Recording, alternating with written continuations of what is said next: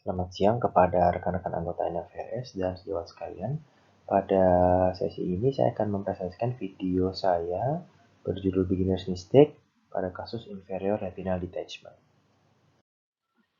Pasiennya adalah seorang laki-laki 45 tahun dengan keluhan pandangan mata kanan buram sejak 3 minggu yang lalu, tidak didapatkan riwayat trauma, diabetes maupun operasi mata dilakukan sebelumnya. Ranjang penglihatan saat kunjungan pertama adalah 1/2/60 dengan didapatkan retinal detachment, macula off dengan multiple break di inferior dan infotemporal, serta tidak didapatkan adanya PVR. Setelah port vitrectomy dipasang, operasi dimulai biasa dengan core vitrectomy. Terlihat terdapat retinal detachment di inferior dan di temporal.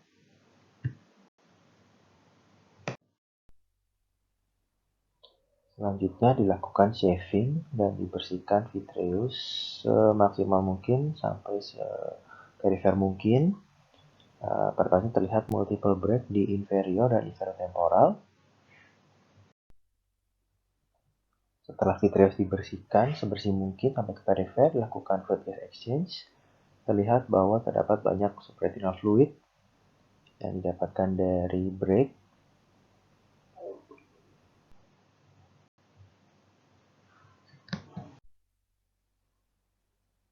Nah, kemudian inilah kesalahan yang saya lakukan. Saya terlalu cepat pindah ke papil dari lokasi break dan berpindah ke papil. Terlihat bahwa terdapat subretinal fluid di sekitar arkade dan makula. Selanjutnya dilakukan endolaser pada primary break dan juga dilanjutkan 360 derajat karena terdapat multiple break di inferior dan inferior temporal. Setelah dilakukan endolaser 360 derajat, terlihat bahwa masih terdapat subretinal fluid yang tersisa di arkade seperti ditunjukkan pada video berikut.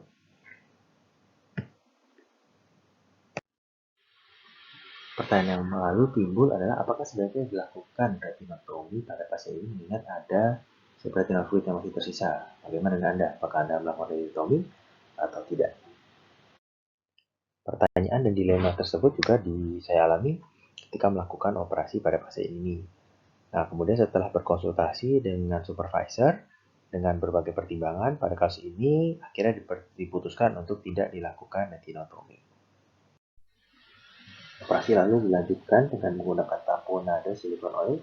Kita lihat silikon oil dimasukkan pada proses ini.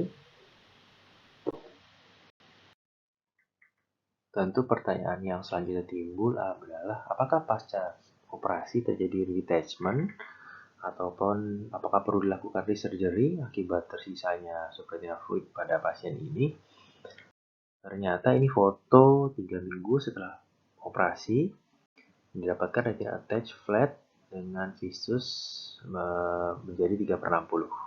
Kita lihat bahwa sudah tidak terlihat lagi sisa subretinal fluid. Nah, lalu apa take home message yang dapat kita ambil pada kasus ini?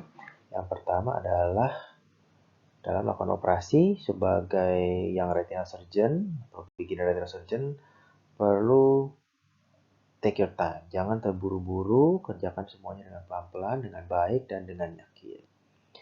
Kemudian tidak semua kasus dengan sisa subretinal fluid perlu dilakukan retinotomi. Nah, terbukti pada kasus ini tidak dilakukan retinotomi namun hasilnya juga baik. Nah, tugas kita sebagai beginner atau yang retinal surgeon adalah perlu belajar dan perlu mengidentifikasi pada kasus-kasus mana kita perlu melakukan retinotomi dan pada kasus-kasus seperti apa yang tidak perlu dilakukan retinotomi.